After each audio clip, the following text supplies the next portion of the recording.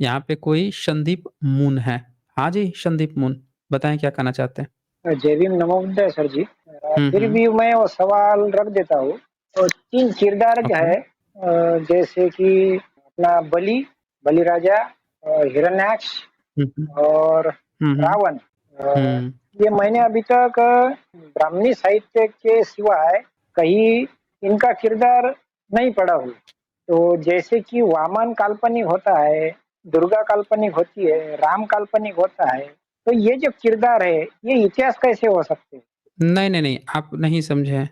इसको ना थोड़ा-सा जैसे दूसरी तरह से थोड़ा-सा आपको समझना पड़ेगा। हाँ, बोलिए, बोलिए आप। मैंने तो रख दिया, आप दूसरी तरह से समझाइए सर। मैं आपको बताता हूँ कुछ पॉइंट्स। जैसे आपने रावण का नाम सुना, ठीक है? हाँ, हाँ, तो हाँ। रावण अब कौन है?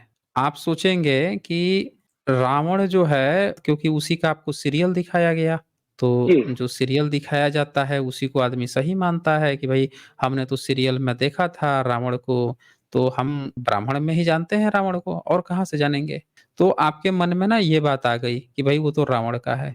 लेकिन यहाँ पे एक बात और ध्यान देनी है कि सबसे पुराना रावण का सबूत कहाँ मिला, ठीक हाँ, है? ये भी तो आपको देखना पड़ेगा ना कि पुराना सबूत आखिर कहाँ पे मिला? क्योंकि जब पुराना सबूत होगा वो पोल खोलेगा ना, कि हो सकता है कि दूसरा वाला जो आपको दिखा रहा है, वो कहीं से चोरी करके लाके दिखा रहा हो, ओरिजिनल किसी और का हो, आपको डुप्लीकेट लाके दिखा रहा हो। ये भी तो हो सकता है ना? तो भारतीय लोगों में अक्सरहाँ इस बात की कमी हो गई है कि वो मूल सोर्स पर नहीं ध्यान दिए हैं। वो अक्सरहाँ क्या सोचते हैं कि वही चीज़ पुरानी है जो हमको दिखाया गया है।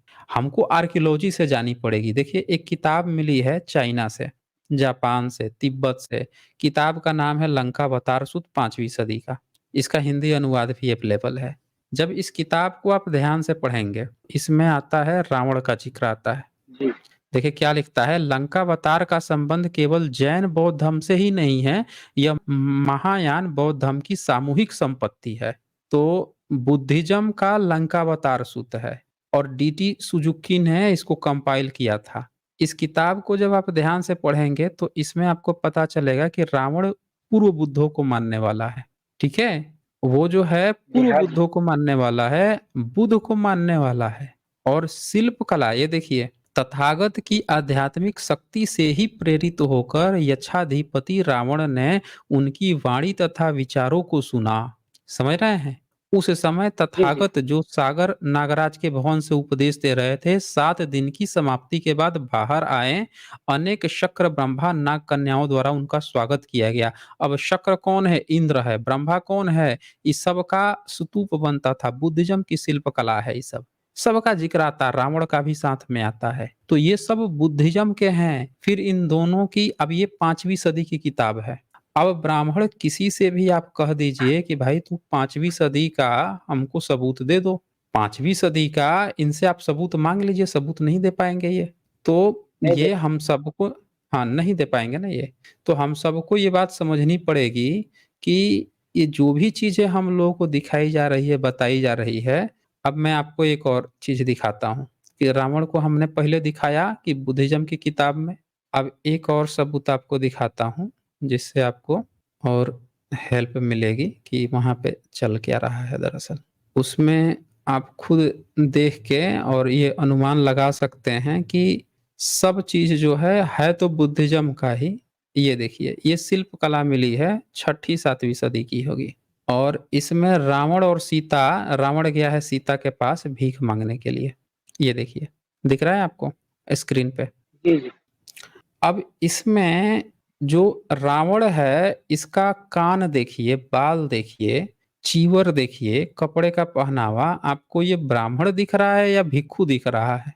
ऐसे तो बिल्कुल दिख रहा है सर। हाँ, भिक्षु दिख रहा है। तो रावण भिक्षु बन के सीता के पास जा रहा है, भीख माँगने के लिए, अपहरण करने के लिए। तो सीता भीख उसको इसलिए दे रही है क्योंकि सीता जो है भिक्षु पे बिलीव करती थी ना। बुद्धिस्ट लोग होते हैं, उन पर कोई भी आज भी आप देख लीजिए जो महिलाएँ ब्राह्मण की पड़ी हैं, उनको पता नहीं है कि ब्राह्मण नहीं, भिक्षुओं को वो लोग अति ज़्यादा सम्मान देते थे।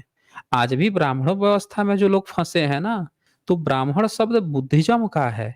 यही बात लोग नहीं समझ पाए हैं। जो बमण वग्गो आप पढ़ते हैं, वो जो बमण है, वमन है, वो बुद्धिज़्म का नाम है, बुद्धिस्ट लोगों का नाम है। तो महिलाएँ या पुरुष जो हैं उन पर बिलीव, इसीलिए सीता उसके कहने पर, जो आपने सुना होगा कि लक्ष्मण रेखा पार कर आई, या अब कहा गया था कि बाहर मत निकलना, उसके बाद भी उस पर बिलीव कर ली। क्यों? क्योंकि एक भिक्षु कह रहा है। तो ये चीज़ यहाँ पे दिखाई गई है कि भिक्षु पर कितना लोग बिलीव करते थे। लेकिन ब्राह्मणों ने आपको क्या बता दिया कि रावण जो है ब्राह्मण बन के, यानी वैदिक ब्राह्मण बन के गया था। अब ये बताइए कि कागज़ पे उसने जो लिखा वो सही माना जाए, या ये जो खुदाई से, एक्सकवेशन से जो सबूत मिल रहा है 5वीं, 6ठी, 7वीं सदी का, इसको देख के आपको क्या लगता है, बुद्धिस्ट का है या ब्राह्मणों का है? ये तो सीधा-सीधा बुद्धिस्ट का लग रहा है सर। बुद्धिस्ट का है। बुद्धिस्ट लोग तो कभी भी रामायण को इतिहास तो नहीं कहे हैं। उन्होंने तो इसको कहा है कि भाई ये चीज़ तो कथा कहानियाँ हैं, जातक कथाएँ हैं। यही कहा है ना? जी, हुँ। तो ये कहानियाँ हैं बुद्धिज़्म की। ब्रह्मनिज़्म के पास अपना कुछ नहीं था, तो बुद्धिज़्म की ही कहानी को उठा के गलत-सलत ढंग से लिख लिया, और लिख के उसको दिखा दिया हर जगह, हम ब्राह्मण हैं, हम ब्राह्मण हैं। समझ रहे हैं ना? वो बार-बार ब्राह्मण-ब्राह्मण जी क्यों सम करता है? क्योंकि उसने कब्ज़ा कर लिया है बुद्धिज़्म की चीज़ों को, और उसने इसको इतिहास बताना प्रचारित कर दिया कि आज से इतना साल पहले हुआ था, झूठ बोलना। उसको टाइम पीरियड नहीं पता था ना उसको। नहीं, उसको टाइम पीरियड नहीं पता था। उसको टाइम पीरियड तो उसको गुप्त वंश का नहीं पता, वो तो सतयुग, त्रेता युग, द्वापर युग की बात करता था। उसको तो टाइम ही नहीं पता था कि भई आज से 500 साल पहले, 1000 साल पहले, 2000 साल पहले सम्राट अशोक कब हुए, बुद्ध कब हुए, गुप्त वंश, कुछ कुछ नहीं पता था। वो सीधे त्रेता युग हुआ है, सतयुग हुआ है, द्वापर युग हुआ है, करोड़ों साल, लाखों साल बात करता था। तो इसीलिए उसको नहीं पता था। उसने ऐसे झूठ बोल के 17 लाख, ये लाख कर दिया, लोग सब लोग भ्रमित हो गए। आपको टीवी में दिखा दिया, आपको कोई भी बुद्धिस्ट नहीं आया बताने के लिए, और आज के भंते का आपने सुन ही लिया। भंटे कोई हैं, उनको जी, समझा दिए कि अपना सब पर्व ही नहीं है, छोड़-छाड़ दो सब भाई। ये सब छोड़ दो, सब ब्राह्मणों को हैंड ओवर कर दो। समझ रहे हैं ना? मतलब ये तो ब्राह्मणों वाला हाल हो गया ना, कि कोई आपके घर में चंडाल घुस आए, तो घर में आग लगा दो कि अपवित्र हो गया, अब घर में आग लगा दो, घर छोड़ के चले जाओ। यही वाला हाल हो गया ना जी फिर। वैसा ही हो रहा है। हाँ, हाँ, हम बताइए वो अभी दोनों किरदार भी तिरुपति। इसी तरह के हैं सर। हाँ, अब ये देखिए, ये देखिए, तिरुपति बालाजी मंदिर जिसकी मूर्ति बुद्ध की है, उसकी संपत्ति पे कब्ज़ा करके बैठे हुए हैं। इसकी संपत्ति देखें कितनी है। विश्व प्रसिद्ध तिरुपति बालाजी मंदिर के ट्रस्ट तिरुपति देवस्थानम में श्वेत पत्र जारी करते हुए बताया कि ट्रस्ट के नाम 2.5 लाख करोड़, मतलब 2.5 करोड़ नहीं, 2.5 लाख करोड़ से अधिक की संपत्ति है। ट्रस्ट ने बताया कि 16,000 करोड़ रुपए के साथ-साथ 10.25 टन सोना और 2.5 टन सोने का आभूषण जमा है। इतना टन, 1 टन कितना 100 किलो का होता है ना? इतना-इतना टन इन लोगों के पास सोना है, संपत्ति है। अब बताइए ये सब क्यों नहीं कब्ज़ा टन करके 1000 उस किलो का मंदिर होता है पे सर। बैठेगा? अच्छा, 1000 किलो का होता है, बताइए। इतना सोना पर कब्जा करके, तो ये लड़ाई धर्म की लड़ाई थोड़े है, संपत्ति की भी तो लड़ाई है ना। संपत्ति पर, बहुजनों की संपत्ति पर कब्जा करके बैठा है, बुद्धिज्म की संपत्ति पर, तो वो काहे नहीं झूठ प्रोपोगेट करेगा, बताइए। बिल्कुल, बिल्कुल सर। वो इसीलिए तो झूठ प्रोपोगेट कर रहा है ना, हर चीज़ झूठ पे झूठ। उसका पढ़ा लिखा व्यक्ति भी जब जाता है किसी हाई पोस्ट पर, इसरो का चेयरमैन बन के भी ये झूठ बोलता है। तो ये बहुजनों की संपत्ति पर कब्जा किए हुए हैं, और हमारे भंटे लोग क्या सिखा रहे हैं, सब छोड़ दो भाई, दे दो, हम सबको दे दो। अब बताइए, अपनी सारी संपत्ति दे देंगे इनके हाथों में, चुनवंगों के हाथ में, जो अपनी किताब में लिखे हैं कि हम तो लेग पीस, कुत्ते का लेग पीस चुरा के खा रहा है चंडाल के घर से। हैं, सुदामा बन के भीख माँग रहा है। एक गरीब ब्राह्मण था, एक गरीब सुदामा था, जो ज़िंदगी भर गरीब-गरीब रोता रहा। जो यज्ञ करने के लिए चोरी करके ला रहा है, उसके हाथ में आज इतनी सारी संपत्ति कहाँ से आ गई? जब वो भीख माँगता था, जब सारी किताब में भीख ही भीख लिखा हुआ है कि हर जगह भीख ही माँगता था, कहीं इसका दुर्वासा ऋषि पहुँच जाता था, ला भाई हमको खाना खिला, भी भूख लगी है। कहीं पहुँच जाते थे सब खाना माँगने के लिए। उनके पास अचानक से इतनी संपत्ति कहाँ से आ गई? आहे हम सबका नहीं है, दे दो उनको। तो ये तो उनके, लग रहा है कि उनका एजेंट बन के नहीं बैठे हैं, आपको नहीं लग रहा है फिर? बिल्कुल, बिल्कुल सर। ये तो वही किस्सा हो गया, मेरे घर की कोई चीज़ चुरा ले गया, उसने हुँ। उसके ऊपर उसने चुराने वाले ने नाम डाल दिया तो उसकी हो गई। हाँ, दे दो भाई, उसको दे दो, सब चीज़ उसी लेकिन का है। मैं ऐसे मान के चल रहा हूँ कि भई वो हुँ, उसके ऊपर तो उसका नाम है, तो वो मेरी थोड़ी हो गई। लेकिन है तो मेरी ही। तो यही चीज़ तो है ना, ठीक यही चीज़ है। सर, सर जी फिर ये बोलिए। दोनों किरदार भी इसी तरह के गए क्या?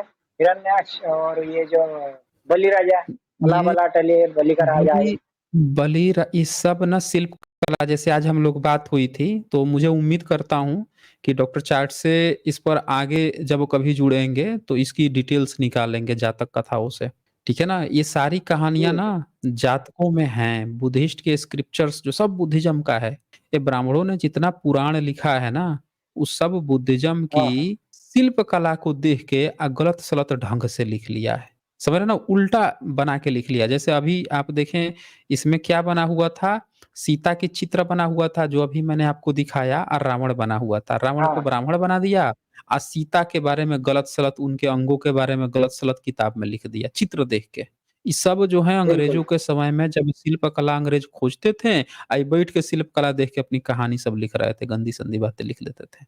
रामायण में सीता के बारे में कम गलत-सत बात थोड़े लिखे हैं सब, बहुत गंदी-गंदी बातें लिखे हैं। बस शरीर का कौन तुम माता बहुत बता रहे हो, बहुत। और शरीर के जिस्म की तुम गलत-सलत व्याख्या कर रहे हो उसमें तुम। ये इसीलिए लिख रहे थे क्योंकि इनको पता था कि ये इनका नहीं है, ये मज़ा ले रहे थे दरअसल किताब में। समझ रहे हैं जी ना? किताब में बिल्कुल। चटकारा मार रहे थे। हुँ, हाँ। तो ये इनके हाल है और आज के लोग समझ नहीं पा रहे हैं। तो ये है। ठीक है फिर, ओके। ओके ओके सर जी, धन्यवाद। हुँ। हाँ जी, धन्यवाद।